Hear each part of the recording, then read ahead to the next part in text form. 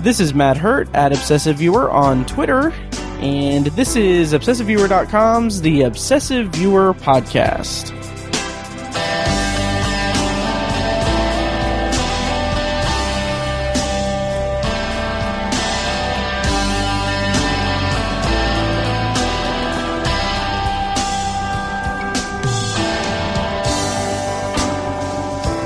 Hello, and welcome to The Obsessive Viewer. We're a movie and TV podcast that covers a specific topic, be it genre, trope, movie, or show, each episode. You can find more of our work at ObsessiveViewer.com, more of our podcasts at ObsessiveViewer.com/podcasts, and our written reviews at ObsessiveViewer.com as well.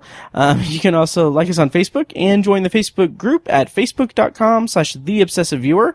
And finally, you can support us on Patreon at Patreon.com/ObsessiveViewer at the minimum rate of $1 per month for an exclusive RSS feed with content recorded specifically for Patreon supporters. And joining me on the podcast today, making his triumphant return to the podcast, is friend of the show, Patreon supporter of the show, and newly minted contributor to the website, Ben Sears. Don't forget fan favorite. And fan favorite, yes. Yes, all of our listeners have been clamoring for you to make your return. Yes, I could hear it. The petition was widely circulated. Yes. They were, in fact, there were petitions that's like, okay, just re-record every episode with Ben Sears. I think the people just got really sick of the Game of Thrones petitions, and they're just like, oh, we'll just do this for Obsessive Viewer. Tim Cook himself said something too. Oh, yes. I was going to pulled out a full-page ad, I think, in the New York Times. Yeah. I thought it was very kind of him, really. Sure. I did notice I have some weird, I don't know. I have a lot of weirdness to me, but, it's been well documented on the podcast that years ago, back in 2013 or 2014, Entertainment Weekly had a guide to, Downton Abbey. But, it was a cover, that was the cover, story on that week's edition of it.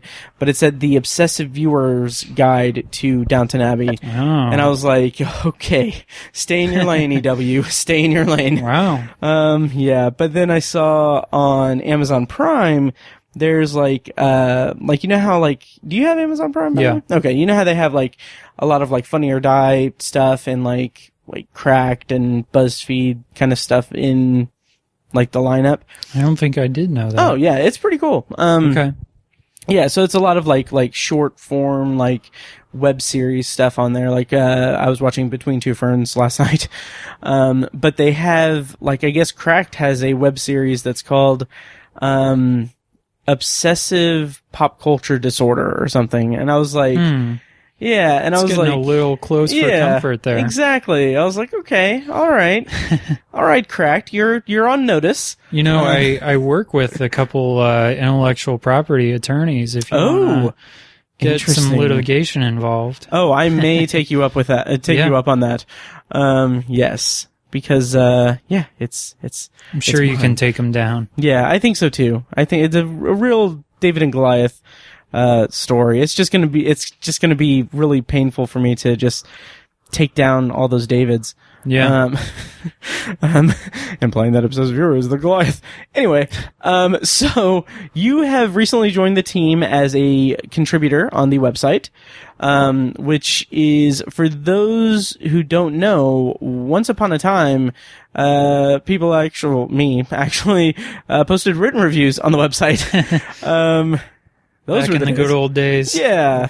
2015? Yeah, I think that, 2015-ish. It started as a blog and then blossomed into a podcast, and then as I started roping Tiny into doing more podcasts, the kind of written reviews kind of fell by the wayside. So, so I'm excited to get more content on there, and I really like your opinions and your writing. So it's been a nice fit, I think.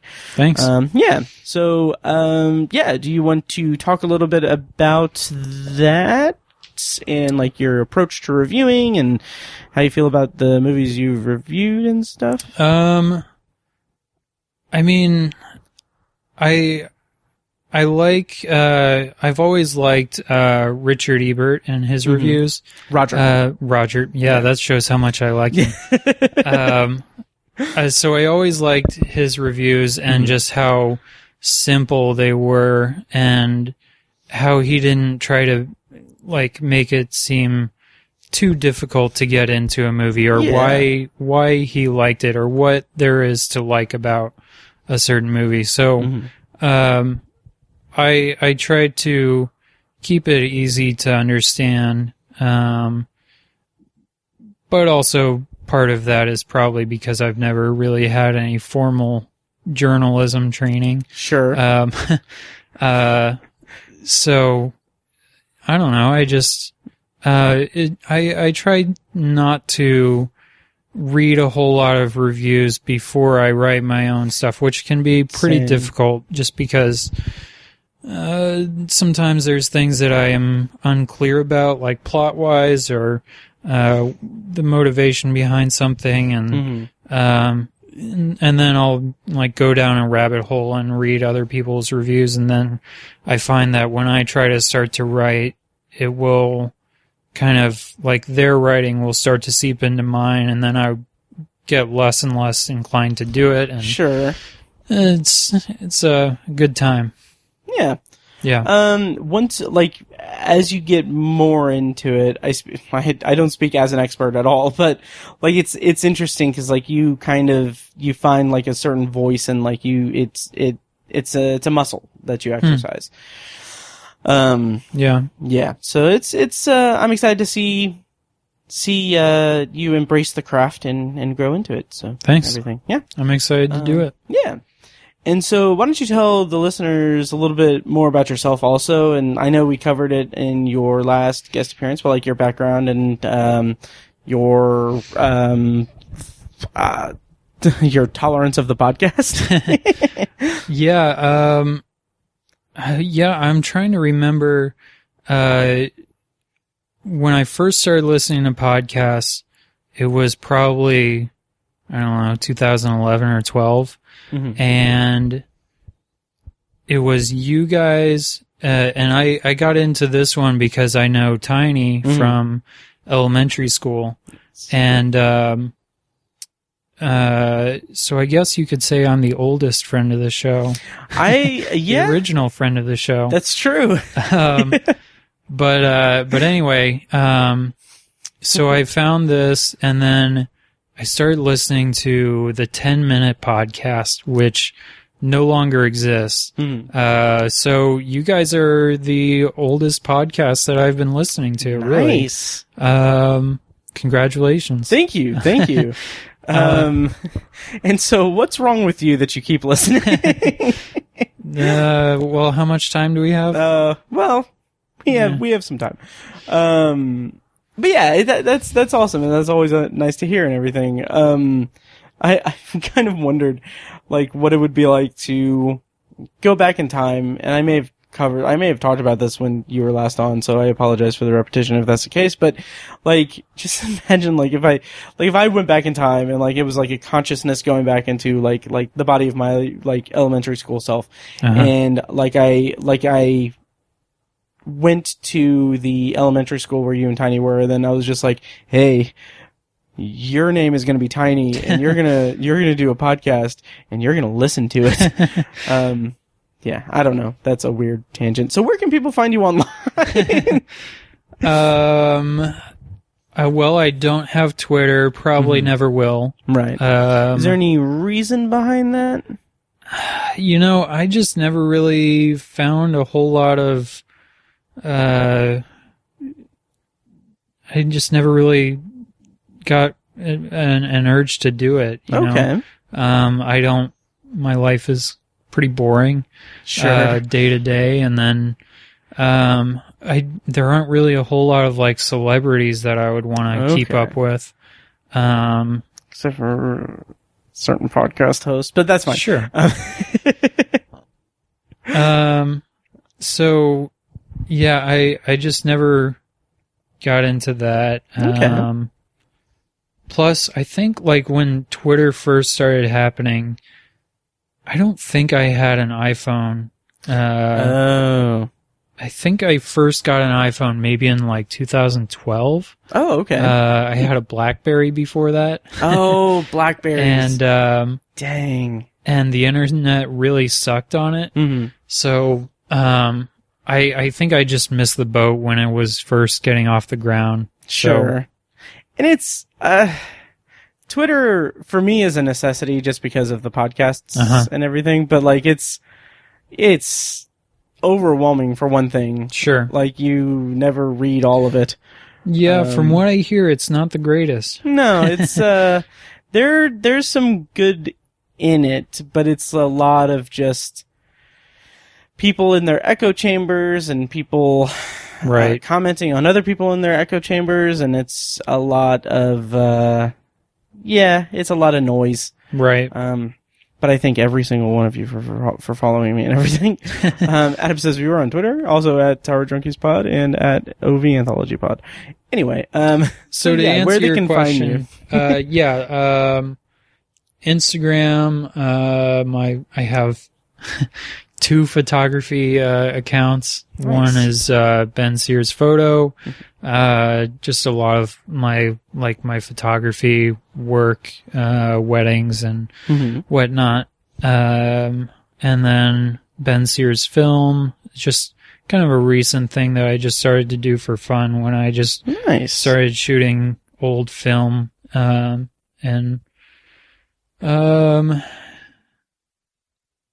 then I'm on Letterboxd, obviously. Yes. Ben Sears. That's about it. Nice. Awesome. Well, links to all those will be in the show notes, of course.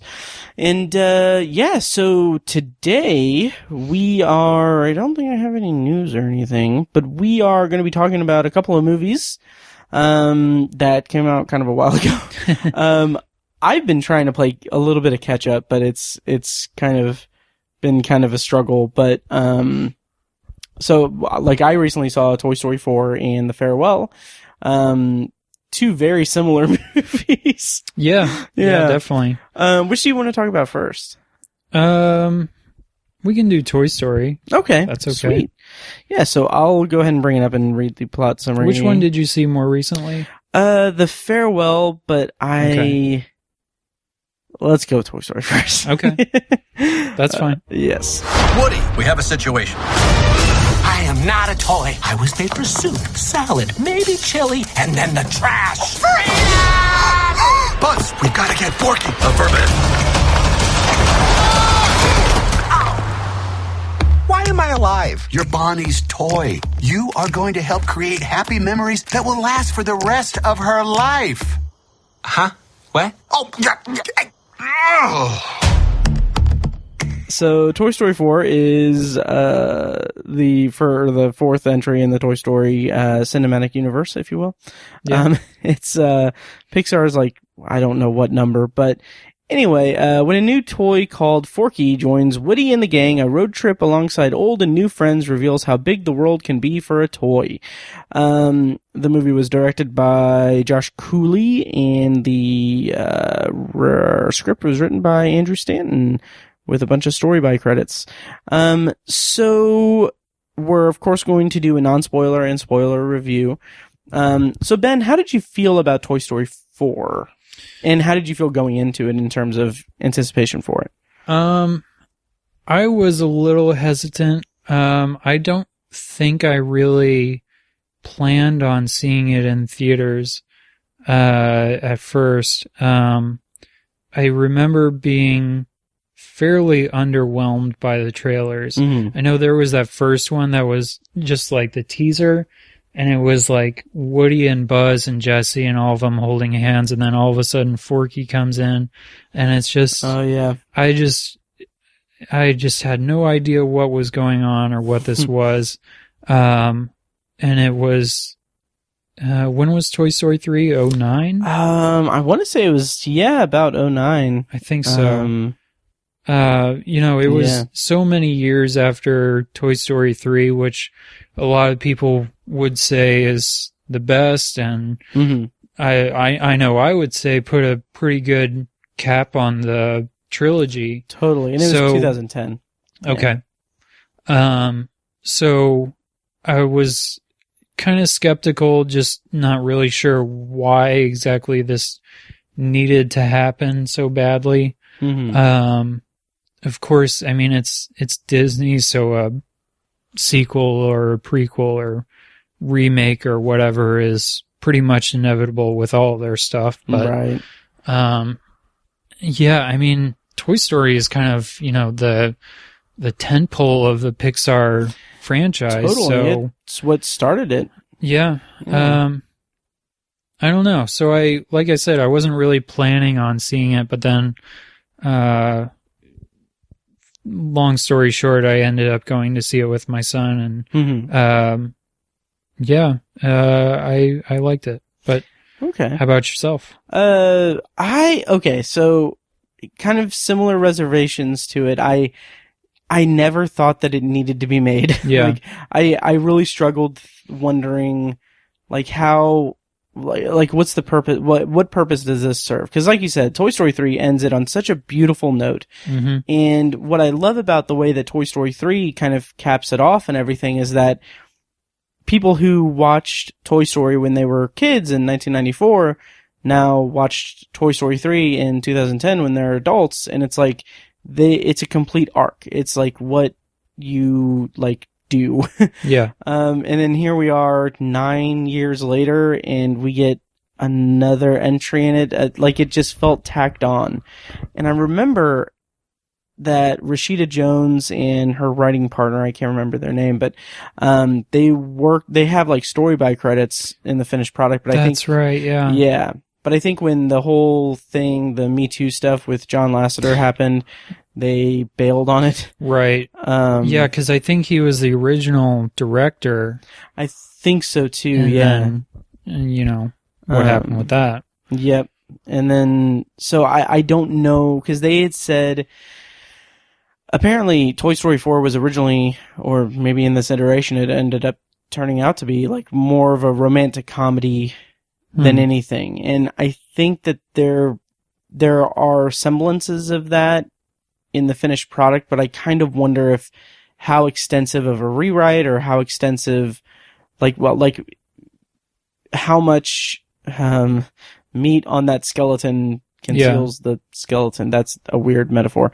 But and going into it, so I had pretty middle of the road expectations. I figured that it would be a safe bet that I would enjoy it because it's a Pixar movie. I'm a Pixar fan. I like Toy Story as a franchise, and I figured that there would be something in it that I would at least be able to appreciate and enjoy. And I mean, by the end of it, I was still slightly underwhelmed, but I guess I kind of see the point that they're going for, and I could see the reason for it existing. Even though I still don't think it really needed it, but I did appreciate kind of the themes of finding yourself and kind of growing into who you are, who you would eventually become as an adult, I guess. There's also some, and that's one of the reasons that I was a little lukewarm on it, is that that is a clearly defined arc throughout it, with Woody, but there's also the whole arc with him being a surrogate father to Forky, and I kind of feel like those two arcs were not as clearly tied together as frankly a better Pixar movie would have them be. Right. Did you catch any of that or feel that way? Yeah. It's kind of weird, in the lead up to seeing it, pretty much the only thing that was talked about was Forky and everything that he brought to it and all that. And then when I was watching it, I was just kind of well, Forky's not really in this as much as I thought he would be. Right? He's kind of in the background of a bunch of it. I mean, he's kind of the catalyst for a bunch of it, but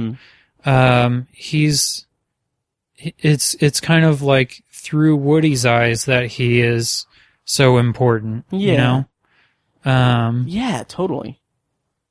So, Did any of the Forky and Woody stuff resonate with you as a father? And did it resonate with your son as a son? yeah, we had a long discussion about it. Nice. I explained to him, you know, what he can expect when he becomes a father himself. How old's your son, by the way? He's 4. Okay, good. This was his first movie in the theaters. Nice. So, you know, I don't know how much of my opinion of this movie will be affected by that or not, but did you hear Mike's appearance on the podcast about Toy Story 4?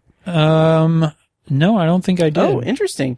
Yeah, it was his first son's Oscar, his first movie as well. Okay. So he has, like, I would recommend going back and checking that out because he has, like, anecdotes about it. But anyway, you know, I feel like I remember seeing in the show notes segment on Mike and his kids. So, yeah, that's, I mean, if his son is anything like mine, then he does not really sit still for very long. So I was a little worried, and that's kind of like what put off us going to see something. Sure. I wanted to go and see Incredibles last year with him, but he was, I think, almost 3 at the time, so it would have been even more difficult to get him to sit still. But I thought you were going to say, like, I wanted to see, like, Hobbs and Shaw with him, and no, we haven't made it that far in the Fast and Furious franchise yet. So, but yeah, it was a fun experience getting to go and see that with him. Was he able to sit still, or? Yeah. Nice. Of course the snacks helped. But yeah, he liked it. We have Toy Story 3 on Blu-ray, I think. And so that's the one that he has mostly seen. I've shown him all of them, but he's certainly seen that one the most. And everything. Yeah. Make sure he knows the plot and everything. Yeah, and the metaphors for each of the characters and all that. Yeah. So he has seen Toy Story 3 the most. He likes that one the most. So he was at least familiar with the Toy Story franchise, and he recognized Buzz and Woody, and so he was excited about that. Nice. And it's funny because, Mike talked about his son's first movie theater experience, and now you're talking about your son's first movie theater experience, and that, like, in both of those conversations, I feel like a little bit nervous because I have been so vocal on the podcast about movie theater experiences and like really being like perturbed by like kids that are disrupting it for me. No, if he was disruptive, or if he would be disruptive in any future viewings, I would just kick him out. Oh, nice. And then I would just watch the rest of it myself. Sure. Nice. Go wait in the car. Yeah. No, actually, in all seriousness, he was probably, I would say, just as excited about playing the games in the lobby. Oh, yeah. Than seeing the movie. But nice. Anyway. What, and we don't have to get too deep into, like, the geography of this. What theater chain? We went to the Plainfield one. Okay. Which is now an AMC. It's been like 5 different chains over the years. Yeah, the one that used to be Carmike, I think. Okay. Yeah. I've seen like 1 or 2 movies there. That's actually where I have my ticket to see The Matrix tomorrow. Okay. That I may not go to, I don't know. But, yeah, I haven't been there in a while. Do they have reserved seating now? Yes, that one. Yes. That one was reserved. Yeah. Okay. Do they have the reclining seats like the other theaters? Okay, good. 'Cause it's been a while, and I feel like that's like the last AMC chain that's made the upgrade. Okay. So yeah. I'll report back and with it if I go there. I don't know. So how did he respond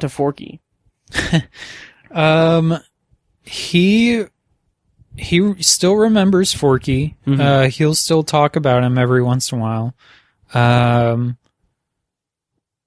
I doubt he would say it's his favorite character, but Okay. I mean, because he was pretty underused. right. Yeah. Well, speaking of which, I mean, one of the few things that I was kind of disappointed by was all of the other, secondary characters like Potato Head and Rex and Ham and all them. Mm-hmm. They're kind of just left in the background for They a lot really of the are. movie.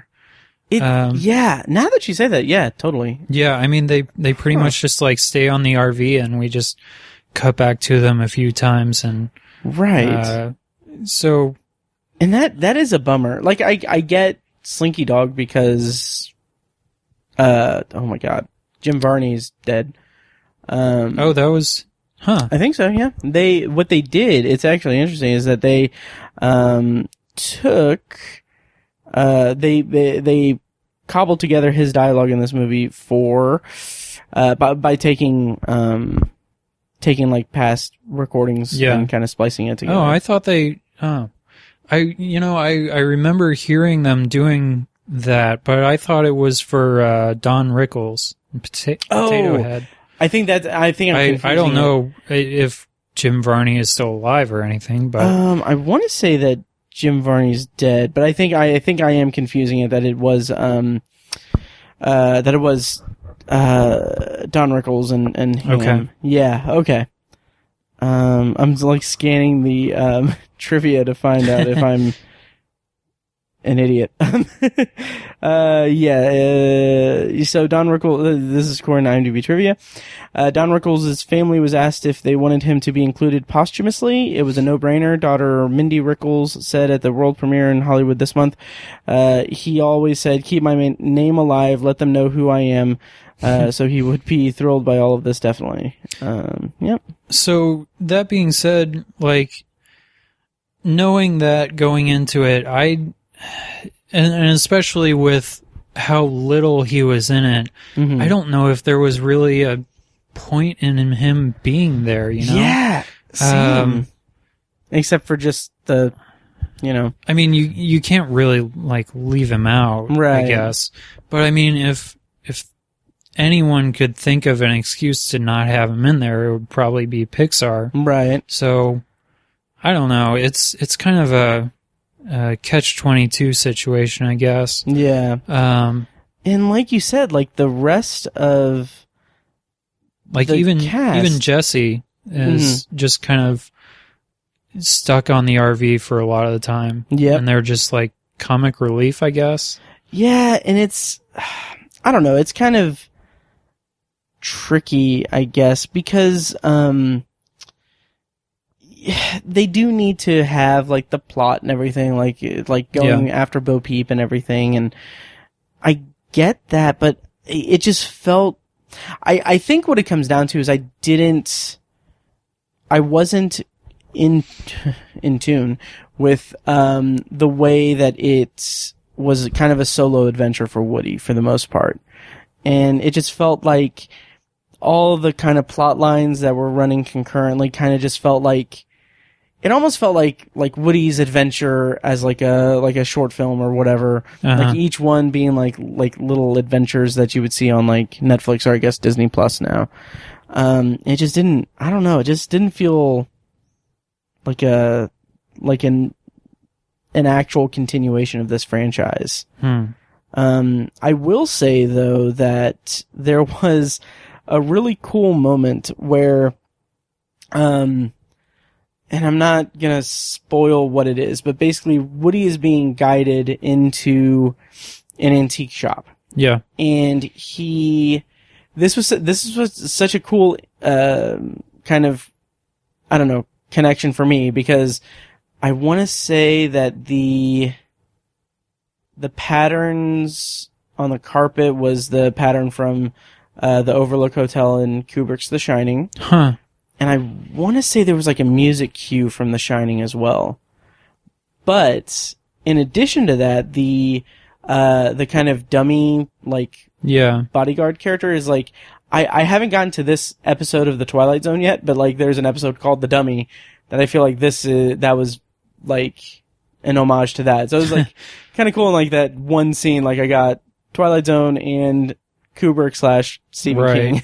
Well, the villain, I guess, Gabby, she's, I mean, her look kind of is similar to the twins or the ghost twins or whatever. Yes. Right? So, I mean, yeah, there's a lot of homages, I guess, to that. What did you think? Not exactly the first place you would look for a Shining reference in a Toy Story movie. Yeah. Well, that's what's kind of interesting to me is because like Toy Story 3 was directed by Lee Unkrich.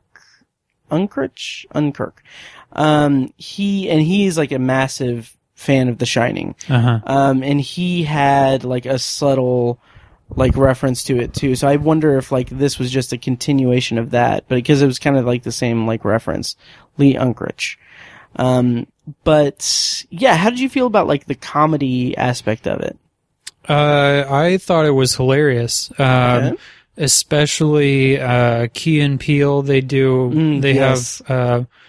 were a big part of one of the early trailers, I remember. And they're these like carnival toys, and they're really all of their like cutaway moments were hilarious. There's there's the, I don't know what you would call it, because they're not really like bloopers, but the parts in the end credits, those were all really funny. Yeah.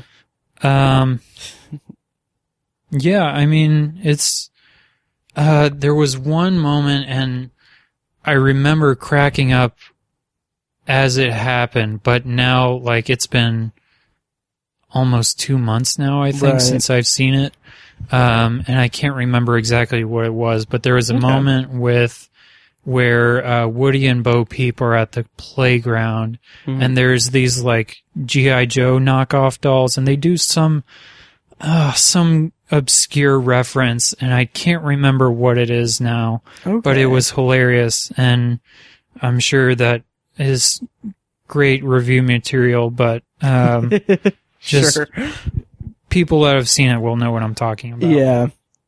We can just pretend that it's a spoiler and that you're trying to keep us from being spoiled. Yeah, sure. I think I do remember that, though. I don't remember specifically what it was, but I remember kind of chuckling at those characters. Let's see. Should we go into spoilers? Anything in non-spoilers? What did you think about Gabby and her kind of her story and her arch line? I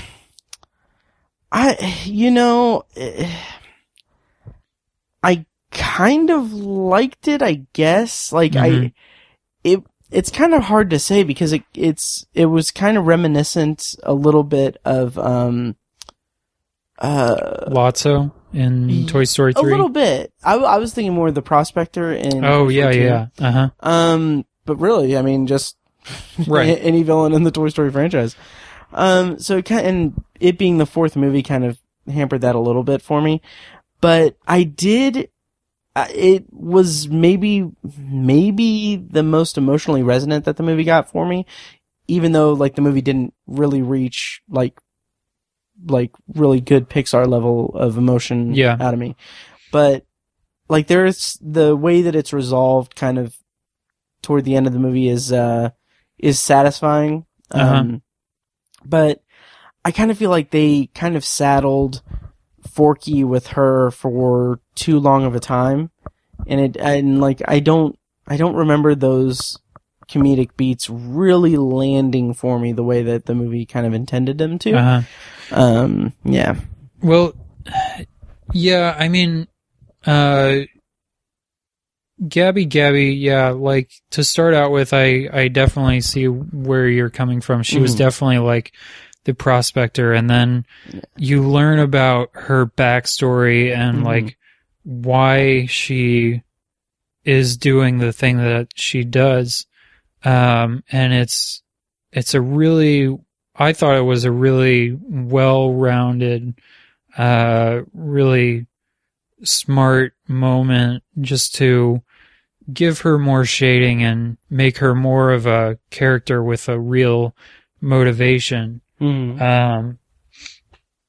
And yeah, like you were saying, I mean, there weren't moments in this where I think probably the closest I came to crying was at the very end, I think, not the part with Woody. Okay. But the resolution to Gabby's story. Okay.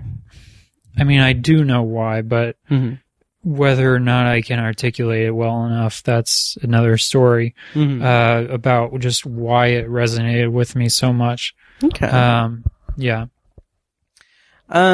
Yeah, and overall, where would you rank it with the other Toy Story movies? At first I said first, with a bullet. I think I might need to rewatch it again. But yeah, there were a lot of really good moments for me. Nice. And like I said, the fact that it was the first movie that I saw with my son, helped. And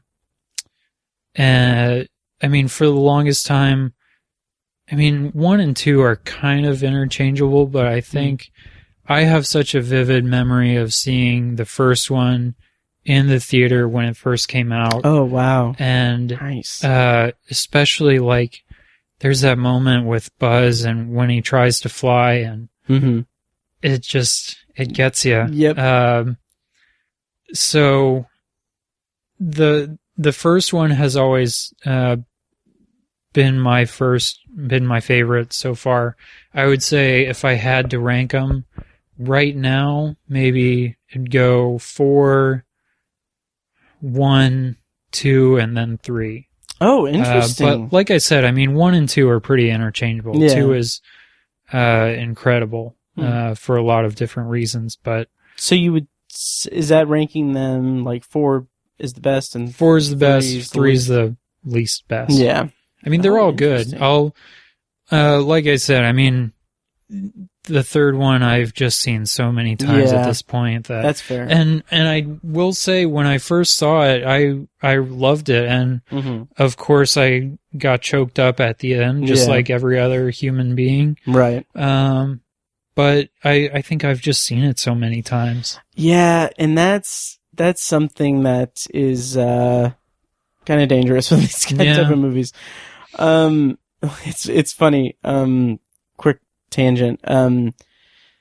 This weekend I rewatched It, the first one, and Gravity. I was hanging out with Kirsten. We were rewatching It, and then Gravity. Yes. And I introduced her to Gravity, and like she was freaking out over it and everything. But I logged it in Letterboxd, and I realized that I don't know what this says about me, but like, okay, It came out in 2017. Gravity came out in 2013. My check-ins on Letterboxd for both of those movies was my 8th viewing of each one. I've seen both of those movies 8 times. Wow. And it's a little ridiculous, but yeah, anyway. So I would probably rank Toy Story 4.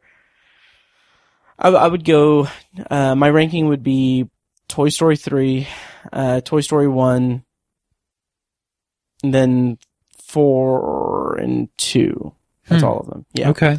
And it's interesting because like a lot of people love Toy Story 2 and it's fine. I enjoy it, but I always kind of, and I haven't revisited it in a while, so that could be also it. But I just feel like it felt a little kind of not as good as the first one. But I think that's also just, I was such a huge fan of Toy Story. Yeah.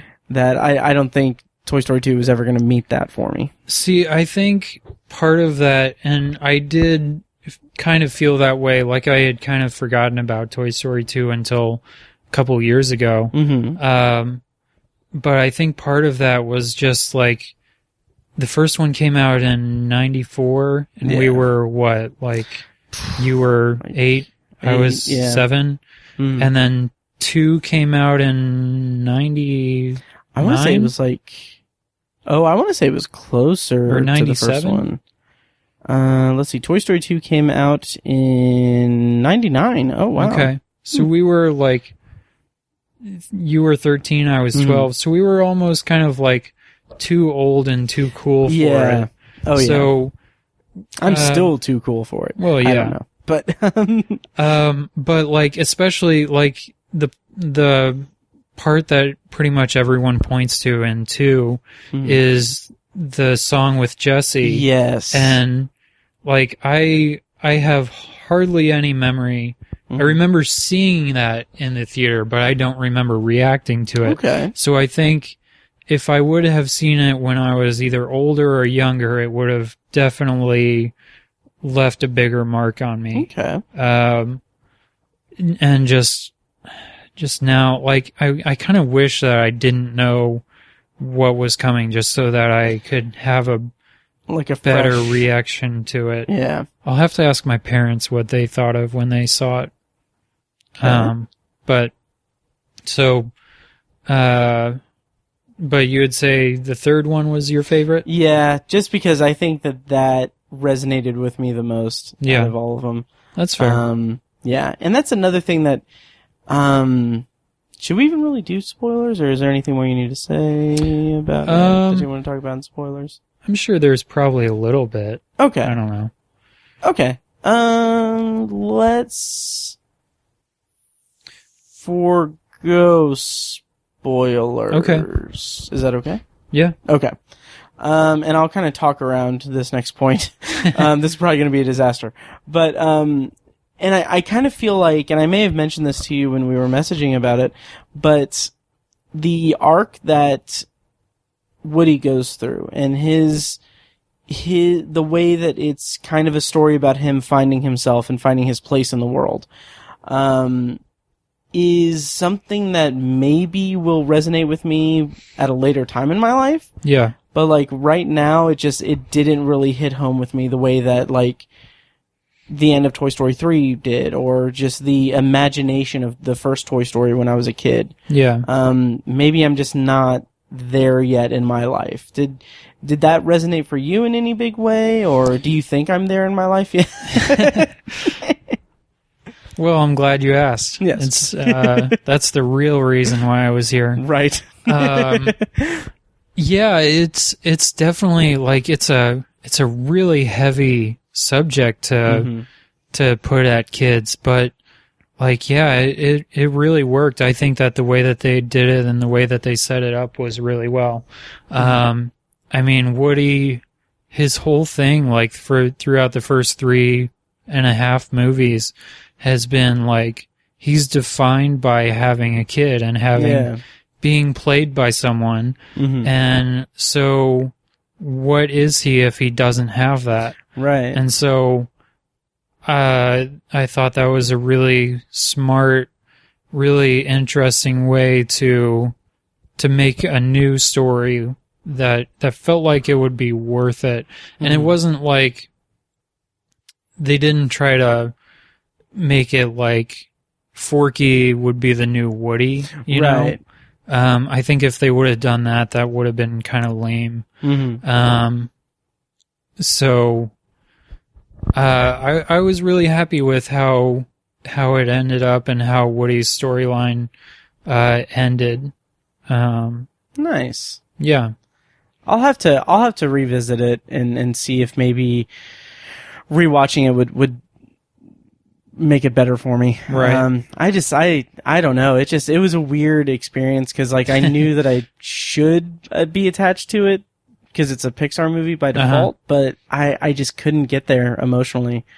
How'd you feel about Duke Kaboom, by the way? Oh yeah.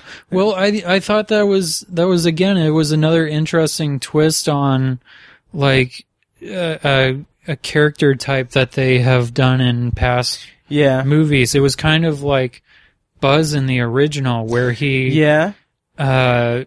Duke, like, for people that haven't seen it, if I remember right, he thinks that he's a toy, but he knows that he's a toy, but he's disappointed that he can't live up to the standards set by the commercial that he was in. Yeah. And so I thought that was a really just a great way to put a new spin on that kind of character. That's true, and it kind of balances a little bit with, or it helps promote, I guess, Woody's arc through the movie, in a weird way. Like it's kind of an interesting, similar kind of trajectory. Uh-huh. But yeah, I thought he was fine. The internet, and this is Twitter kind of seeping in, but like Twitter has such a, like the Twitter hive mind has such a singular focus on like Keanu Reeves right now. Like it's kind of weird. Yeah, and it's like I'm like, okay, Keanu Reeves is great. Like he's awesome, but don't freaking deify him on social media. And it feels like, okay, well, like 2 or 3 years ago, like the kind of the big thing was like, oh, Chris Pratt, he's the internet's boyfriend. Right. And now it's like Keanu Reeves, he's the internet's boyfriend. It's like, okay, I mean, he's cool. That's great. He's awesome. But it kind of comes across as just I think it's the repetition of it. It just comes across as a little obnoxious to me. Nothing against him at all, because he has no control over it, but. Yeah. Well, I will say, like, a lot of the Duke Kaboom stuff, and I, unfortunately, since it's been a while since I've seen it, I can't remember anything specific, but I remember a lot of his stuff was just hilarious. Yeah. He had a lot of the funnier moments. Mm-hmm. Him and Key and Peele. Yeah. I loved Key and Peele in this movie. Yeah. I really did. They were great. The hands down, the funniest parts for me, like I said, was all the cutaway moments, and I can't remember if this was in the end credits or like in the middle of the movie. I think when they were talking about like how to get rid of the Carney guy. So great. Those were pretty great. It went to kind of some dark places. It did. And at first I kind of thought, like, especially when that early trailer came out, I kind of thought that Key and Peele would be kind of like a cash grab kind of thing. Sure. And like kind of distracting Stunt almost. casting. But yeah, they were great, and you could tell they had some great chemistry together. Totally. I'm trying to think of any other new characters that were worth noting. I will say, as far as Key and Peele are concerned, in the carnival itself, like Key and Peele's placement in it makes me, and this is it's not a serious thing, but like my headcanon now is that carnival is the same one from Us. And so like there's like dark shit going down that's not well, Disney owns everything, so yeah, exactly. It's certainly possible. Yep. Speaking of the carnival scene, I do remember there was a little detail that I really liked, and it was when the Carney guy like finds Buzz Lightyear, and he still recognizes that it's Buzz Lightyear, and I thought that was a really cool kind of a world building moment, I guess. Yeah, because he'd be that age. Yeah. And it's I don't know. It's almost like that was a nice touch. Buzz Lightyear is still cool and relevant in this world, and right. It's kind of hard to imagine any kind of a toy in this world still being relevant and cool. Yeah. 20 years later. Huh. Yeah, I can't think of anything. Except for the old, cup and ball game and stuff. That's a big one at our house. Oh, really? Nice. The only toys we have here are crinkle toys for the cat. Sure. Yes. And recording equipment for the mat. Anyway, should we close out this review of Toy Story 4? Any parting thoughts? So this is, I guess, I'm sure you'll agree with this. This is for sure like the best looking animated movie ever, right? Yes. And that's something that I can always appreciate about Pixar, because they always, with the good dinosaur notwithstanding, they always, 99% of the time, step up their game. Yeah. It was gorgeous. Like, I mean, yeah, like, there's that first scene in the rain, and it's... Yes. Ugh. That was... Yeah, that was just kind of like, they were just like flexing their muscles. Exactly. They were showing off. Yeah. But to go along, I mean, there was, that whole first scene was great. I really liked, the tension between it. For those that haven't seen it, it kind of does some backstory and explaining why Bo Peep wasn't in Toy Story 3. While being kind of like a quintessential like Toy Story rescue mission kind of story. I appreciated that. Yeah. So it was a nice little like encapsulation of just everything that the Toy Story franchise has kind of been about. Yeah. The other thing I'll say, unless you have something else to add, well, and I guess to go along with the looks of it, there's that scene in the antique store when I think it's just Buzz and Bo Peep, and they're like on top of whatever it is, and they like the sun comes shining in, and it's just, it looks great. Yeah, absolutely. Yes, I remember that. Yeah. Just oof. So good. Visually incredible. Yeah. Yeah. I mean, the only other really great, technically speaking, animated movie that I really like is Into the Spider-Verse. Oh, yeah. That's a whole different style of animation. Absolutely. And, but this is just pure CGI, and all of it just looks great. Yep. But the only other thing that I wanted to ask you about, like, Toy Story 3 was nominated as Best Picture. Oh, yeah. I can't remember if any of the other ones were as well. I'm sure the first one was, just because it was like a blockbuster for the type of animation. I don't remember. I want to say that Ratatouille or Up was maybe nominated for Best Picture, but I really don't know. Well, what I was going to get at was like it's pretty much a lock that it'll at least be nominated, right? Yeah. For Best Picture or Best Animated? Well, definitely Best Animated. Do you think it'll be Best Picture? That's a tough call. I could see it getting the nomination. I don't see it winning by any stretch. Right, yeah. But, I really don't know. I don't know. I guess, we'll kind of talk a little bit later about like upcoming movies, but, sure. But I don't know if I would be mad if it did get nominated for Best Picture or not. Okay. 'Cause I mean, it's going to be a crowded year. That's what I was thinking too. But Hobbs and Shaw, Crawl. Yes. What was the Will Ferrell one? Holmes and Watson. Holmes and Watson. That one's technically eligible, I think. Is it? Oh, or no. Was that? No, that was a 2018 movie. Right. Yeah. Okay. Yeah. Never mind. Ugh. But for animated, it's going to be going up against the sequel to Frozen. Oh, so, yeah. I mean, it's a little unfair because we haven't seen that one, but right. How do you feel about the Frozen franchise?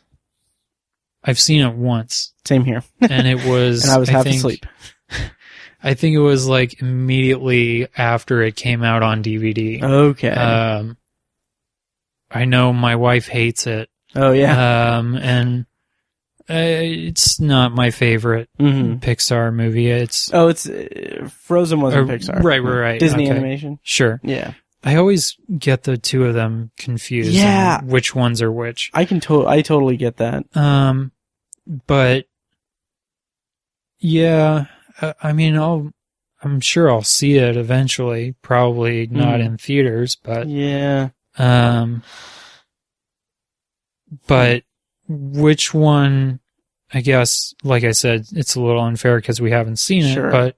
But which one do you anticipate winning Best Animated? If it was, I can't imagine there would be a third contender.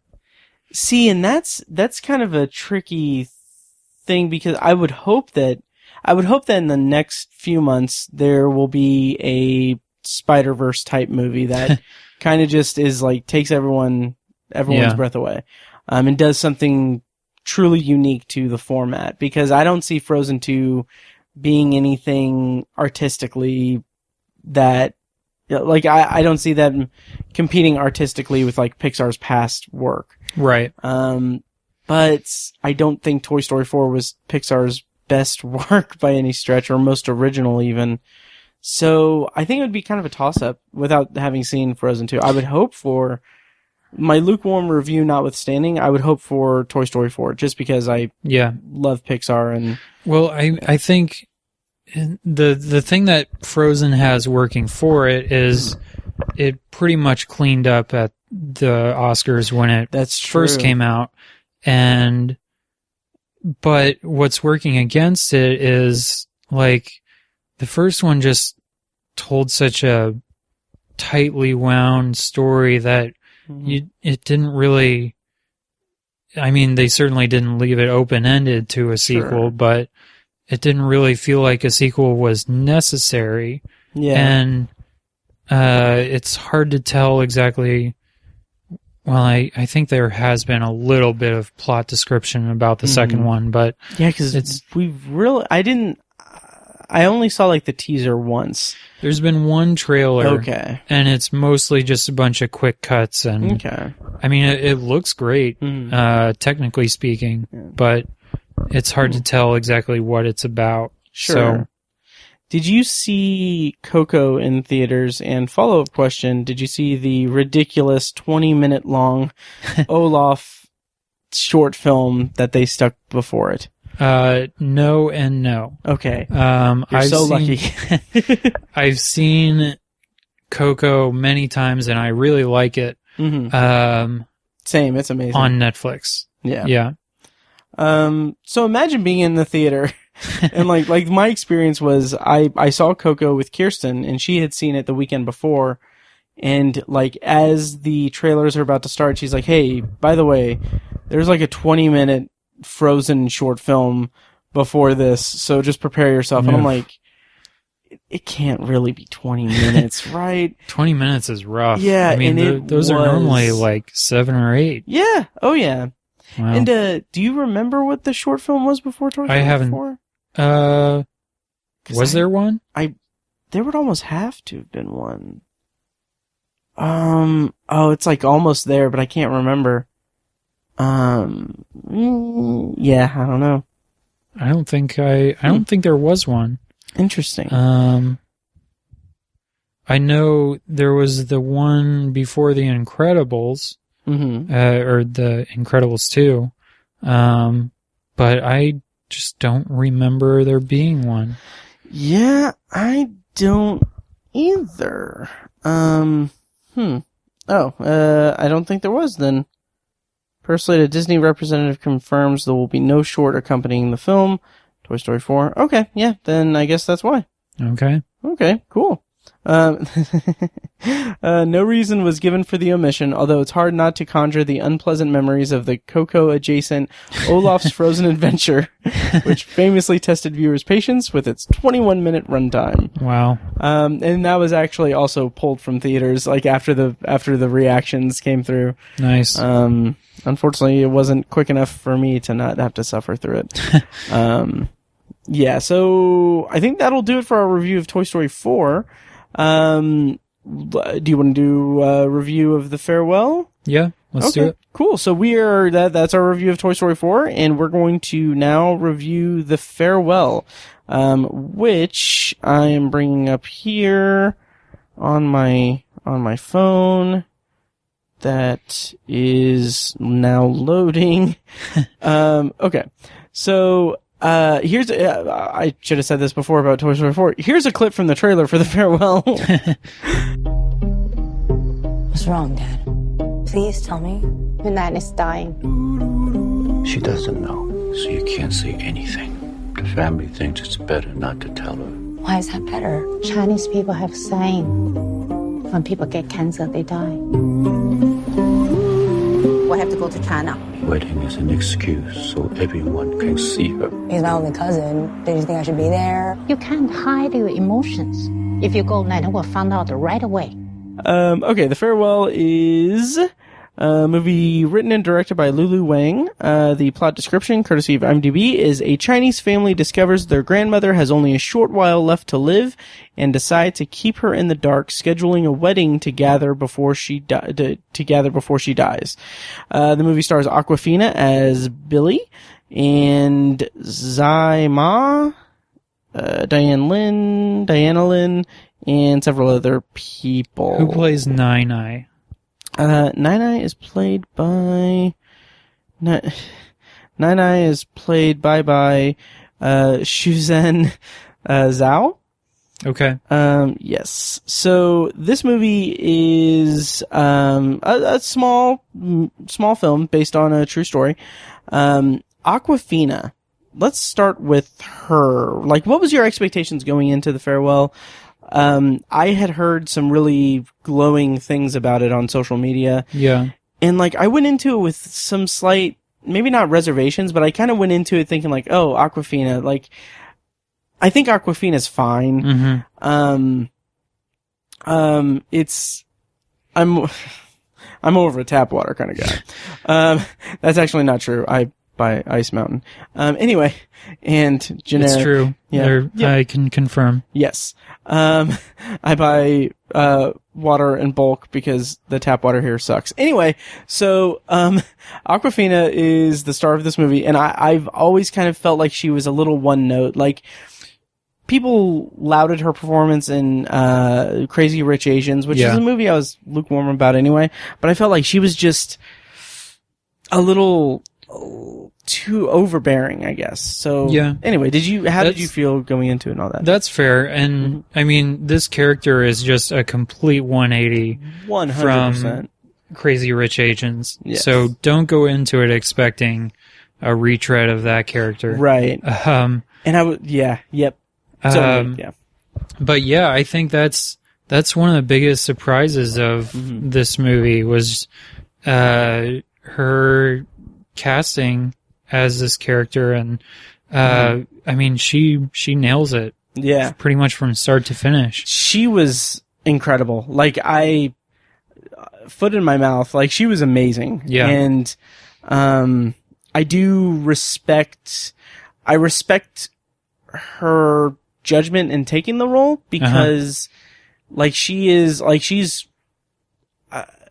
I don't know, maybe she's an A-list actress right now, but like, she's like a hot commodity, and like, going into, like coming out of like Crazy Rich Asians and like all of this like momentum that she has from like Ocean's 8 also, I think. And she does this like not independent, but like this low, like this small indie drama kind of movie. That feels just really personal and everything. So and her character is the stand-in for the director. Mm-hmm. So it's another interesting turn for her, and just adds another layer to what made this movie so interesting. Yeah. And at the kind of center of her arc is like this identity crisis that she kind of has because she's like the Chinese American. Yeah, she moved to America, I think, when she was 6. Mm-hmm. And it's the plot description that you read, that's pretty much the movie. Overall. But there's that initial struggle with like it's like a moral struggle with whether or not she should or should not tell her grandma. Right. But then there's this other like cultural struggle where she's trying to struggle with the Chinese, her Chinese heritage and her American upbringing. And there's I think it's a line in the trailer and I can't remember it exactly, so I'm just paraphrasing, but it's something along the lines of like, in China, like, someone's death doesn't just belong to themselves, it belongs to the whole community and the whole family. And so she's struggling with that in addition to struggling with whether or not she should tell her grandma that she is going to die. Yeah. And it's a really interesting kind of source of drama in the movie, in that it's not like overtly dramatic or anything. It's not like hyper Hollywoodized or anything. Sure. It's just very much like a crisis of conscience, and it's more about her having been kind of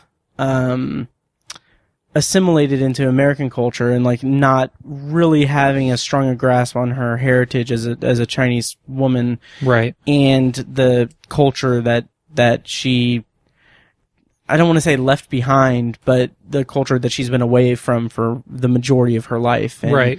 It's even though she still speaks pretty fluent Chinese, I'm like she early on it's established that she calls and talks to her grandma like pretty much every day. Yeah. So she's still got that. So there's still a part of her that still is holding on to that Chinese heritage. But the rest of it, like there aren't really a whole lot of scenes of her in America. Right. So you don't really get a first-hand experience of her like American upbringing. Right. But like you were saying, the interesting source of drama for this, of course, it's all based on a true story. But it's that age-old conundrum of like, if you could find out when you're going to die, would you want to find out? Right. And so she's trying to wrestle with that, and it's a really interesting premise for a movie. Yeah. If it was not based on real life. Right. Yeah. Tons of shots of Chinese food. Yes. Like real Chinese food. Yeah. Not I mean, American Chinese food. If you walk out of this and you're not craving Chinese food, you probably weren't paying attention. Yeah, it was pretty, cause like I saw it in the theater and I was the only one in the theater. I think it was in the Patreon recording we were talking about that, but I basically just kind of throughout the movie, it's kind of, cause it was like an after work movie and I was kind of drowsy. So I got up and like moved to different seats and stuff and kind of acclimated to what, or tried to calibrate the perfect theater seat in the auditorium. But when I probably should have been paying more attention to the movie. But anyway, the shots of the food was just glamorous and beautiful. Yeah. Not as big as like Crazy Rich Asians like depiction of food, because that was like food porn. But yeah, this movie was an interesting experience. I didn't know really what to expect. I knew the central premise, and I didn't know what the story was really going to be. And I was pleasantly surprised. Like the farther I get away from it, I think I was kind of lukewarm about it, but the farther I get away from it, the more it's sat with me, and I've kind of worked it out a little bit more to actually really enjoy it quite a bit. Yeah. And like we said, especially Awkwafina's performance was like, it was really good. Yeah. Really good. Her and the actress that played Nai, their chemistry together was fantastic. Oh, totally. And just the Nai character altogether, her all of her scenes were great, and she kind of, I think the reason why this movie probably won't resonate with mainstream audiences, not only because it's kind of a smaller indie movie, right? But I think it's more.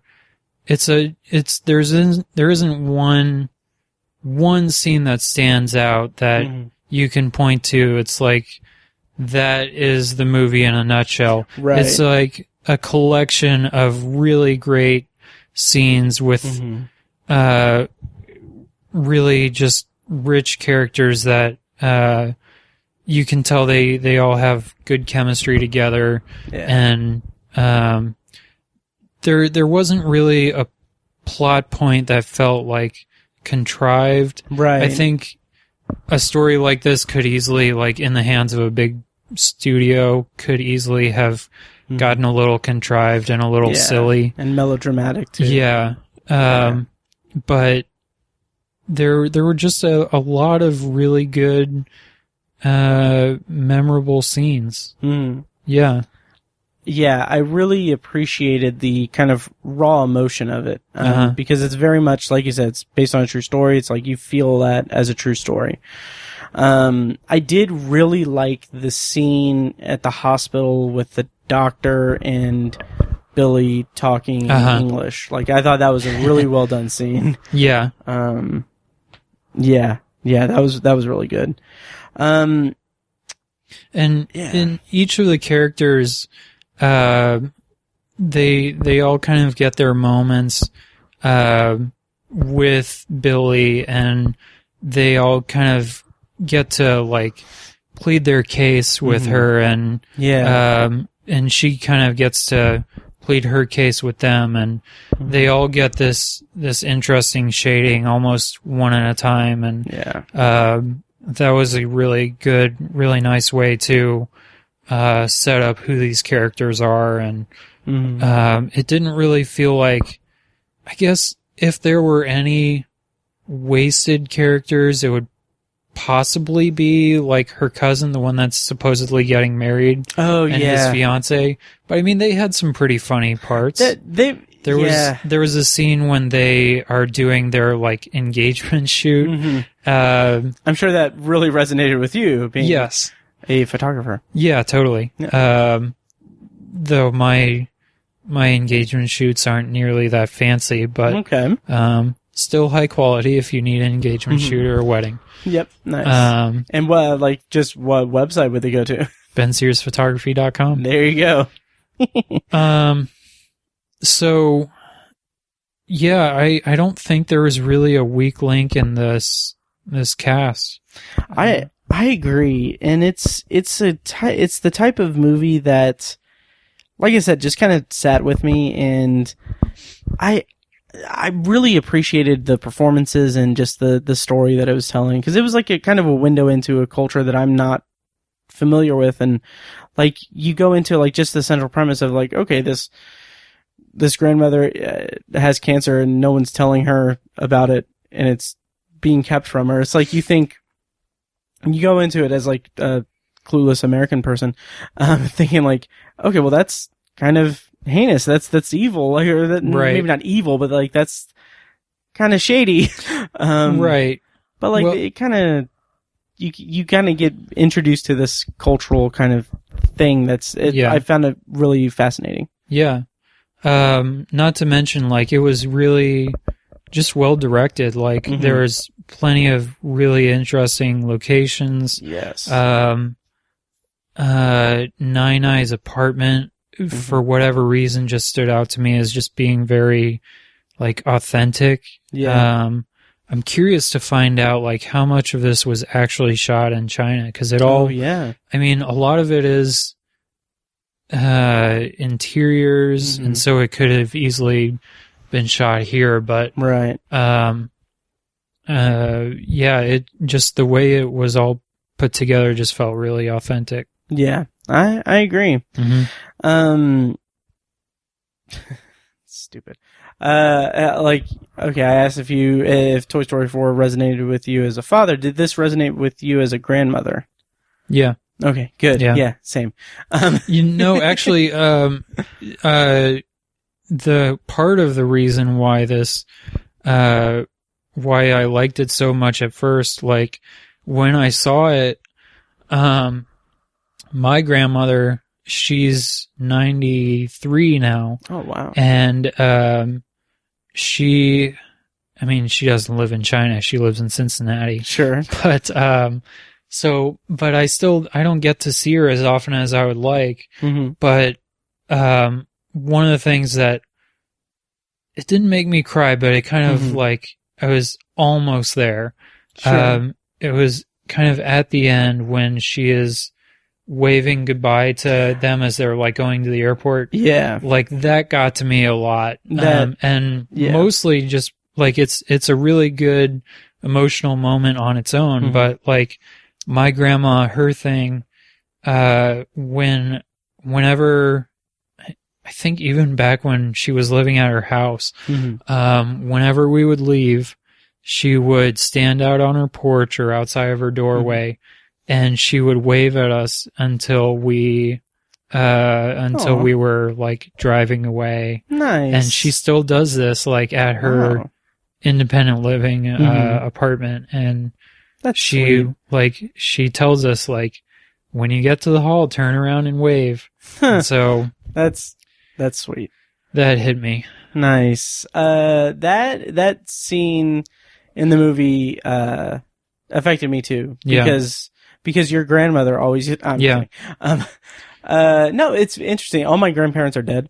But yeah, I mean, so well, and to go on top of that too, like at the time that I'd seen it, she has not been doing so great in her health either. I mean, she's mostly fine. She's still kicking, but like she had fallen a couple times recently, so it was a little rough. And just knowing that going into this, I probably should have seen it coming, but it's emotional. Nice. Well, that's great that it resonated with you in such a big way. Yeah. I think I just admired it more for its the display of the culture and then the kind of the performances and everything. Yeah. So, okay. Positive review. So, I'm going to try not to spoil this. Okay. So there's a card, a title card at the very end, like as the credits are running. You know what I'm talking about. Yes. So, did not see that coming. Did that affect the rest of the movie for you at all? With the hindsight of that. With the hindsight of that, I thought that kind of made me think that it made me think like, boy, they're lucky this is a true story, because I would not buy into that if it was fiction. But I thought that it was a nice kind of surprise, a surprise button on it. Yeah. Well, and that I didn't really see coming. At the very beginning, it kind of takes a funny twist on based on a true story. The tagline is like based on an actual lie. Yes. And so it was a good little like bookend to that. Yeah. Really solid movie. Yeah. I would recommend it. I liked it too. Do you foresee let's see, do you foresee Awkwafina getting an Oscar nomination for it? In a perfect world, yes. I think, unfortunately, since this is such a small movie, probably not. Yeah. That and just, like, I think Meryl Streep's in, like, 2 movies later this year. So, dang. Yeah. I mean, like I said, in a perfect world, in any just world, she would be. Yeah. And, as previously established from earlier this year, the Oscars are, fair and just. And they know exactly what constitutes a good movie and a good performance. Absolutely. I was going to say that we still have like 4 months for all the Green Books to come out. Yeah. Jesus Christ. They're on a perfect streak. Yeah. So I guess that's our review of The Farewell. I'm really glad that I got a chance to check it out in theaters. And which theater did you see it at? I saw it at the AMC. Did I see it at Southern Plaza? Yeah, I saw it at Southern Plaza. Okay. On the south side, which is my favorite of the AMCs in the area. Sure. Yep. Yeah, when I saw it, I saw it at Keystone. Okay. Because I was afraid that, like, it would be there and then it would just go away. Yeah. Just because it is such a small movie, and this is Indianapolis where we don't really get anything. Yeah, we're not a big market. Yeah. But then to my pleasant surprise, like the week after, of course, that I saw it, it started showing at wider theaters. So yeah, that's good. It is good, and I like that AMC has kind of rebranded their AMC Independent like declaration or title or whatever to AMC Artisan Films, and I feel like that's like that by itself is an interesting way to kind of, I don't know, add some pomp to the kind of lesser movie, or not lesser, but the brings in the film nerds. Exactly. Yeah. Speaking of which, we established you don't have a list. Negative. Okay. And you have no interest in a list. I mean, if someone were to gift it for me for Christmas, right? I wouldn't turn it down. Okay. Wink. Nice.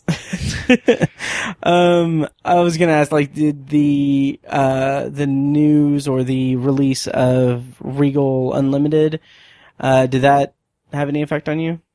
Not really. Okay. I mean, there's two, maybe? No, there's Avon, Greenwood, Carmel, and Fishers. Downtown? Oh yeah, downtown. Yeah. So yeah, I guess there's more Regals than I thought. Mm-hmm. But no. Okay. I mean, because the structure is pretty similar to A-List, right? Pretty much. I think they actually allow you to see more. I think it's like an unlimited, like literally unlimited, like, because A-List is 3 movies a week, but unlimited is just every movie. But if I remember correctly, and I know I said this on the podcast, so I hope I remember correctly, it's a 1-year commitment. Okay. So I'm like, okay, I would love to get it and kind of test it out for the podcast, but I'm not going to have a year-long commitment to something that I already have with AMC, which is my preferred theater chain anyway, because as I've said, the Regal near me is not that great. No, you're referring to Shiloh and Avon? Yeah. No, it's not that great, and I can tell that from experience. That was my first job. Oh, was it really? Yeah. What year? Did we talk about this before? I don't think so. Okay, what year would you say? It was my senior year of high school. Okay.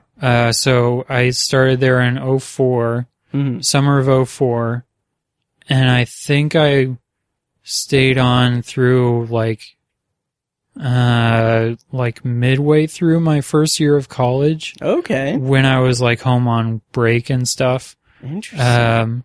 But no, I didn't like it. I worked around the same time? What year did you say? 04 to 06-ish. Okay. 05-ish. Yeah, summer of 04, I worked at Eagle Highlands. Okay. Which is now dead and gone. But yeah.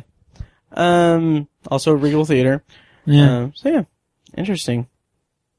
I remember my boss being freaked out and worried about, like, I think that was the time when the Plainfield Theater was being built and maybe the Brownsburg one. Oh. And so he was freaking out about losing business to them. And, oh, wow. That was his passive-aggressive threat to us at every team meeting. Oh, God. About how we were going to lose business. Jeez. So we need to be nice to all the people that were assholes to us. Right. Ugh. But anyway. Yeah, I remember my first weekend working there. at Eagle Highlands was the weekend of Spider-Man 2.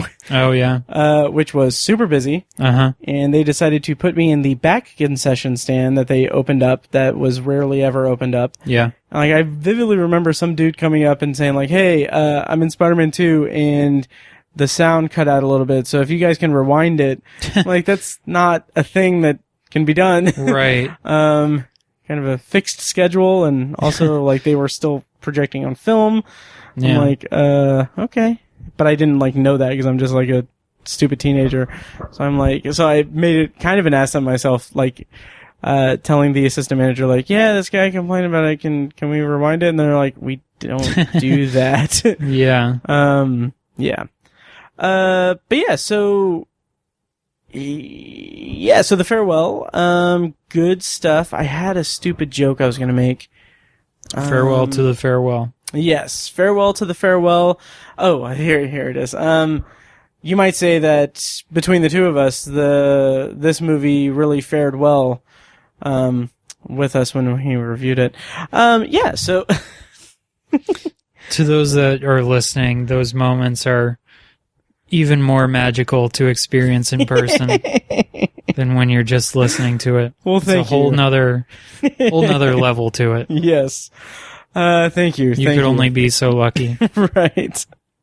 So let's see. So we should probably start winding down a little bit. I wanted to ask you about movies coming up that you're interested in, anything on the horizon that you are eager to see, or any movies that you've caught wind of that may surprise you or anything?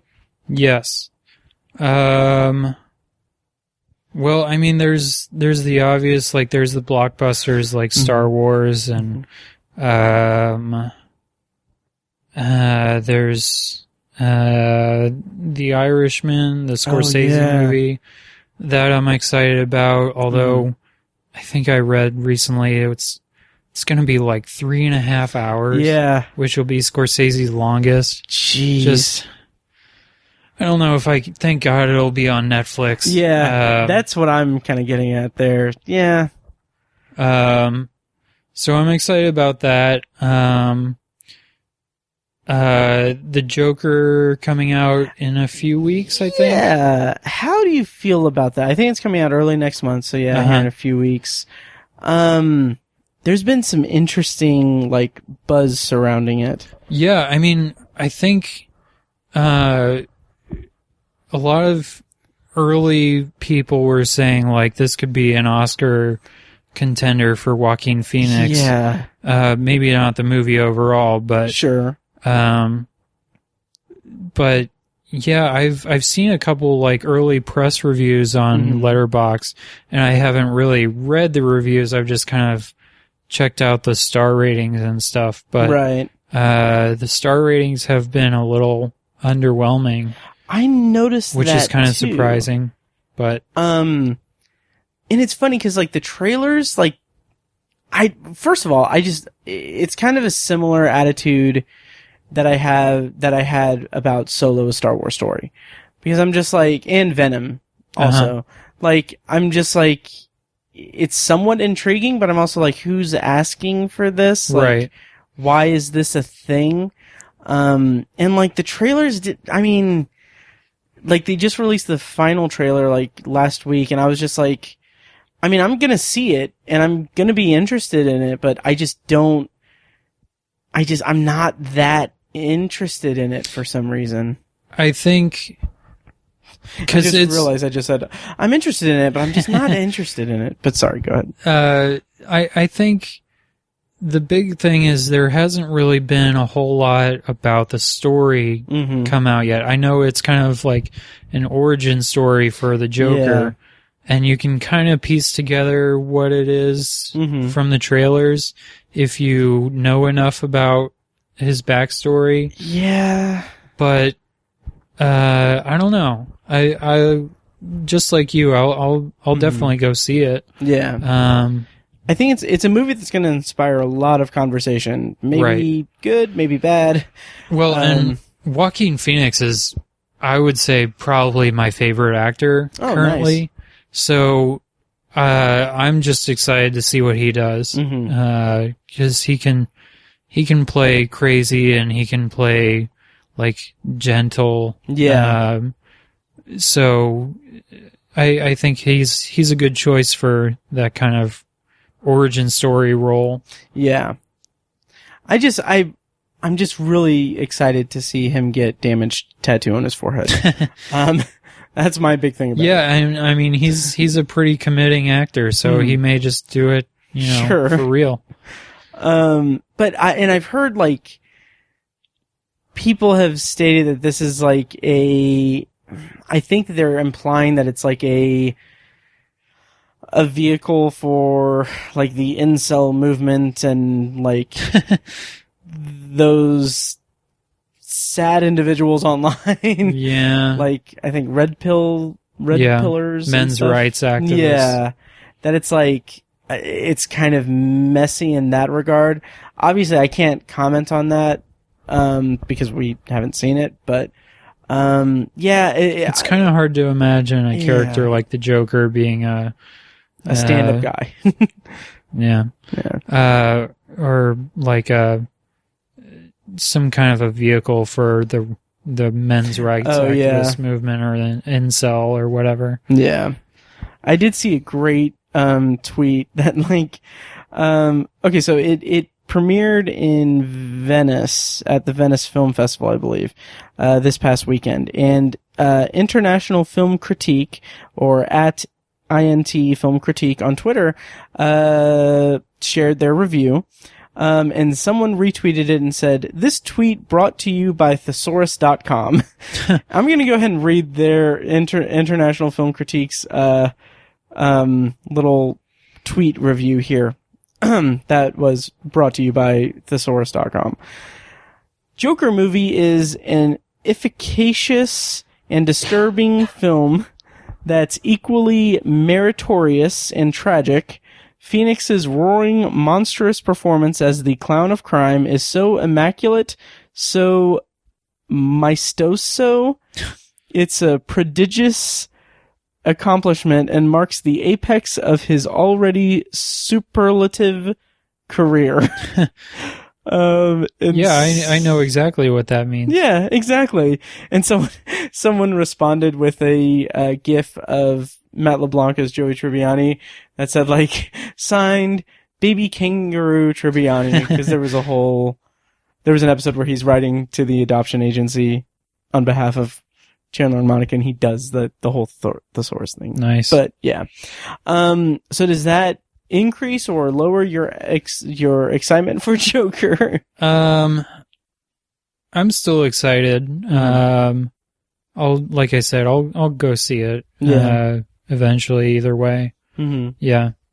Have you seen the trailer for Ad Astra? Yes. Yeah. That was the next one I was gonna say. Nice. Very excited for that one. Same here. It seems like there's minimum one, like, I don't know if I'd say prestigious, but like one, like, studio backed or big, like, sci-fi space movie per year. And I like that trend. I wish there was more. But yeah, I'm looking forward to that movie. Yeah. Quite a bit. Kind of speaking of which, have you seen High Life? I haven't, but I've been curious to check it out. I need to. I know that came out last year. I don't know. It's kind of unclear. Maybe it was in one of the festivals or something. Okay. But one of those, yeah, definitely check that out. It's one of my favorites this year. Oh, nice. Yeah, nice. Yeah, I'll have to check that out. Yeah. Any other movies coming up? Knives Out. I'm really excited about. Yeah. I just had it. Oh, did you ever see Good Time? 2017. I didn't. Another Robert Pattinson movie. Yes. Right? Yeah. That was one of my favorites of that year. Okay. Directed by, I think it was Ben and Josh Safdie, the Safdie brothers. Sure. And they've got a new one coming out later this year. Nice. Called Uncut Gems. Okay. And it's from what I can tell, it's like Good Time was this like gritty, just fast-paced, insane New York type drama. And from what I have heard and can have seen of this one, I don't think a trailer has been out yet, but it's the Safdie brothers starring Adam Sandler. Oh, interesting. So I'm all for that. I mean, I really liked how they directed Pattinson and how he performed in that one. So it should. I'm weirdly intrigued now. I'll try and pull up a picture. Okay. Because I think there's really only been one like still photo from the set about it. Okay. And here it is. So this is Adam Sandler. Okay. All right. Yeah. He just, I mean, it's, fingers crossed it's not going to be like your typical Adam Sandler movie. So, speaking of which, maybe you guys can use that to revisit the Summer of Sandler. There have been so many conversations about that. Or would that count because he's not like making it? It would count because unfortunately it would count because we would have to do every movie he's appeared in. We really need to do the next Summer of Sandler. Well, you heard it here first, folks. Yes. Get ready for that one. Let's see. Other movies. So, the Current War. Have you heard about that? Who's in it? It's got Benedict Cumberbatch as Thomas Edison and Nicholas Hoult as Nikola Tesla. The movie is it's interesting. It's also got Tom Holland, Matthew McFadyen, Catherine Waterston, Michael Shannon. I've seen previews for it. It's basically according to IMDb, the dramatic story of the cutthroat race between electricity titans Thomas Edison and George Westinghouse to determine whose electrical system would power the modern world. What's interesting about it is that this movie was completed in 2017, but it got shelved because of okay, so it premiered in the Toronto International Film Festival in September 2017 and was originally supposed to release in the US theaters in November of 2017. However, after Harvey Weinstein was accused of sexual misconduct and rape by several women in a detailed article published, blah, blah, blah, the Weinstein Company scrapped the original release date and sold the film to Lantern Entertainment, who later sold its distribution rights to 101 Studios. The film would finally be shown in movie theaters in Europe in July 2019 and the US in October 2019. It has not gotten great reviews, but I'm kind of curious about it. It's interesting just because that sounds eerily similar to the plot, I mean, in structure anyway, of the Ford v. Ferrari movie. Oh, yeah. Ford v. Ferrari, Dawn of Justice. Dawn of Justice. Which I just watched the trailer for the other day, and I'm excited for that one now too. Nice. I haven't seen the trailer, I don't think. Okay. But I'm excited for it just because it seems like it'll be good. Yeah. There are a couple of Disney movies that I think they're both Disney. I think this is Disney. I don't know. There are a couple of Christmas movies, basically. Last Christmas with Emilia Clarke, and also Noelle with Anna Kendrick. Yeah. That's coming out. Looking forward to those. And then there was another one that I saw of course, It, Chapter 2, Dr. Sleep. Are you aware of Motherless Brooklyn? I've heard a couple things about it. I haven't watched the trailer yet. Okay. The trailer makes me a little, maybe not nervous, but it makes me, when I saw the trailer, I was like, this looks good, but it's extenuating circumstances because this is a project that Edward Norton has wanted to make for 20 years. And Tiny and I talked about it like when we were in high school and we were like obsessed with Edward Norton because of Fight Club. Sure. So like, I'm just excited that it's actually coming out and it's been made. So yeah. The other one that I'm excited for is actually I think the final trailer was, or maybe the official trailer, I don't know, was just released today for Jojo Rabbit. Oh yeah, I haven't seen the trailer yet. YTT movie. Yeah. And I didn't realize until today just how stacked that cast is. Oh yeah, it's Taika Waititi plays an imaginary Hitler, from what I can tell. And then, like, Scarlett Johansson, Sam Rockwell, Rebel Wilson's in it, and then Thomasin McKenzie from Leave No Trace from last year. Oh, yes. Okay. Yeah, she's in the that daughter. too. Mm-hmm. Wow, she was great in that. Yeah. Man. So, I've lately I've kind of been on I just watched What We Do in the Shadows for the first time recently. Okay. And so I've been looking forward to that one. Nice. Cats? Yes. That's I am strangely kind of looking forward to that just because really?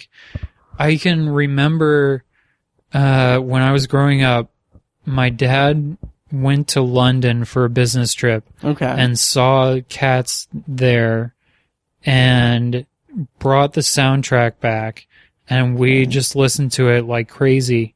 And after the trailer came out, I downloaded the soundtrack again and just I started having these like sensory memories of the music. And I mean, yeah, it does look insane and the stuff of nightmares, but I just like the music. The music is solid. Maybe just go and just keep your eyes closed the whole time. Yeah, right. Yeah. I've already conscripted Kirsten for she and I are going to see it, and then we're going to review it because it feels like it's what is meant to be because it's a movie. It's about cats. Yeah. And it's based on a theatrical production, so it's like an amalgam of everything that we are about, basically. Right. The other one I wanted to get to is the Tom Hanks Mr. Rogers movie. Yeah. Won't You Be My Neighbor? Yes. Oh, no. Beautiful Day in the Neighborhood. Right, yeah. That was the documentary, yeah. Yeah. Okay. Yeah, I'm looking forward to that too. Yeah. I think it's an interesting, from the trailer that I've seen, I think it's an interesting angle. It's not just like a biopic of him, like growing up and starting the show, at least from what I can tell. So, do you think that it will be legal to see the movie without your parents? Wait, what? I just think like it's one of those that you go and it's coming out on Thanksgiving. Yeah. And it's like it's definitely like a parent movie. Yeah, you go and see it with your parents and then you go and cry in the lobby afterwards. Right. And you tell each other how much you love each other. Yeah. Yeah, that's true. And it stars, America's Dad, Tom Hanks. Exactly. So yeah, that's going to be an interesting one. I kind of wonder how it's going to fare just in terms of just public reaction after Won't You Be My Neighbor, because Won't You Be My Neighbor was a big hit, or it got a lot of traction, and it was really well done. So except for the Oscar voters. Yeah, true. Yeah. We don't have to talk about that, though. Oh, okay. Yeah. Okay. Anything else? I know that we're cutting it close to the time you demanded to be finished. There probably are some smaller, Oscar movies, but nothing really that I'm, dying to go and see. Sure. Yeah. Netflix, there's going to be a lot of Oscar movies on Netflix this year. They're going all out. So yeah, I've heard really good things about Marriage Story, I think. The new Noah Baumbach movie. Adam Driver and Scarlett Johansson. Yeah. I'm looking forward to that because they just recently announced like their releases for maybe not like the rest of the year. Theater releases and then streaming. Yeah. So I'm looking forward to that.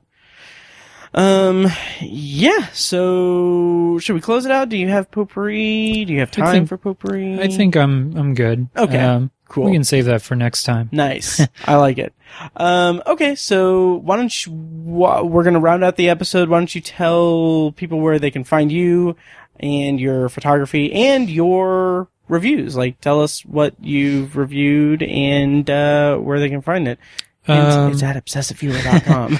Yes, this great site that's easy to find, obsessiveviewer.com. Great. Has links to a site. Facebook and Twitter and Matt's Letterboxd. And, that's so far I've only posted 2 as of this recording.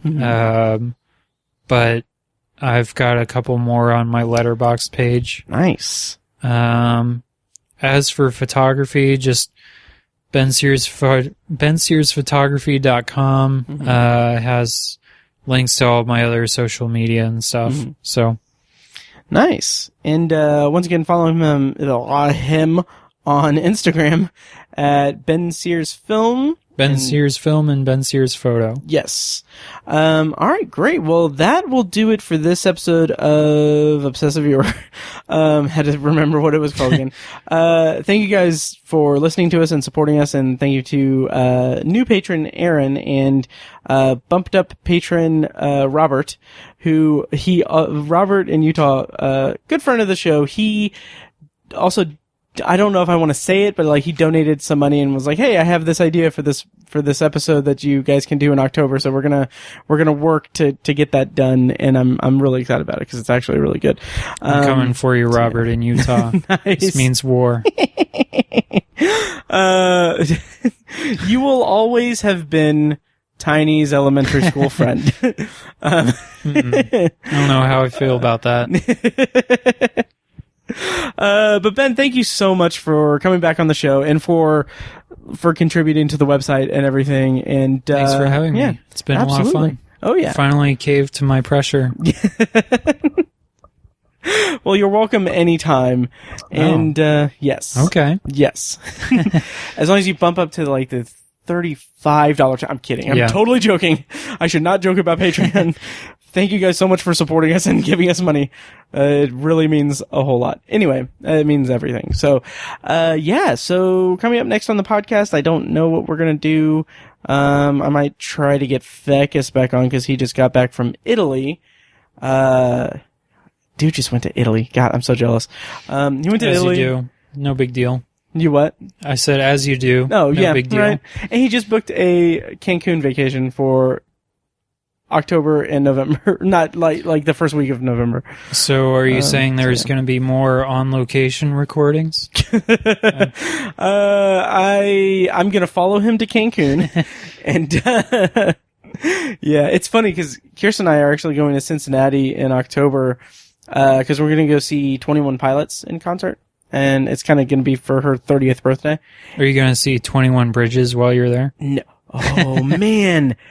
No, unfortunately, because 21 Bridges doesn't come out until like November. Oh. But I did tell her, I was like, what we should do is we should like, cause like after the concert, we should like go, cause we're getting a hotel room, we should watch a total of 21 pilot episodes of TV and then review each one for the podcast. Wow. And she hasn't talked to me since. So Good luck with that. Yeah, thank you. So all right. Also check out the other podcasts, TowerJunkiesPod.com and AnthologyPod.com. And that'll do it for this episode. Thank you once again, Ben. And thank you, Pizza, for not attacking him. And thank you for listening. And thanks, guys. Bye. I don't know how to end this again. All right, thanks. Bye.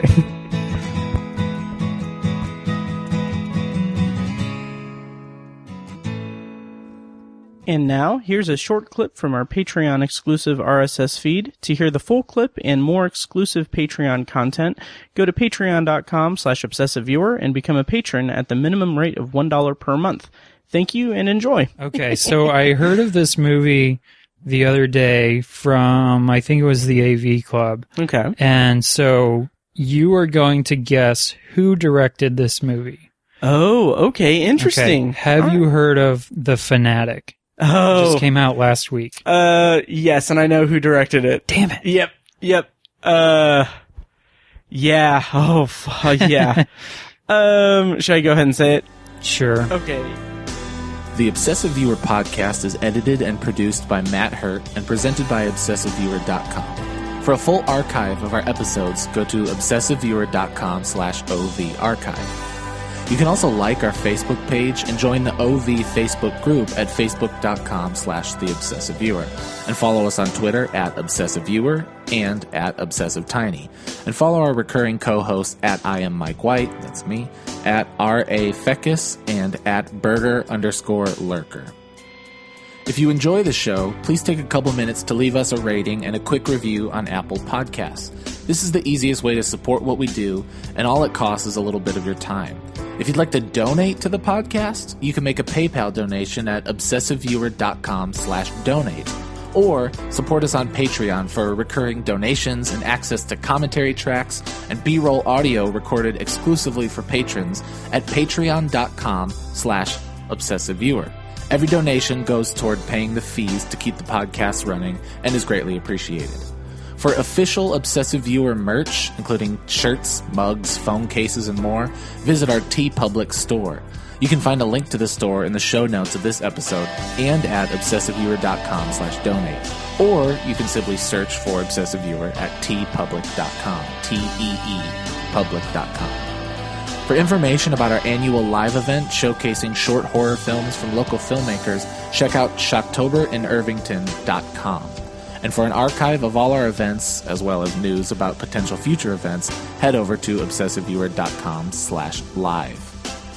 For more podcast content, you can find Anthology, Matt's solo podcast covering The Twilight Zone, and other classic and contemporary science fiction anthology TV shows at anthologypod.com and on Twitter at OVAnthologyPod. You can also find Tower Junkies, a podcast where Matt and Tiny share their love of all things Stephen King and his magnum opus, The Dark Tower series, at towerjunkiespod.com and at towerjunkiespod on Twitter. And finally, check out The Secular Perspective, Tiny's side project podcast, which tackles current events and life's big questions from the perspective of secular hosts Chad and Amanda at thesecularperspective.com. The theme music for The Obsessive Viewer comes courtesy of the band Loudlike from their EP Mistakes We Must Make.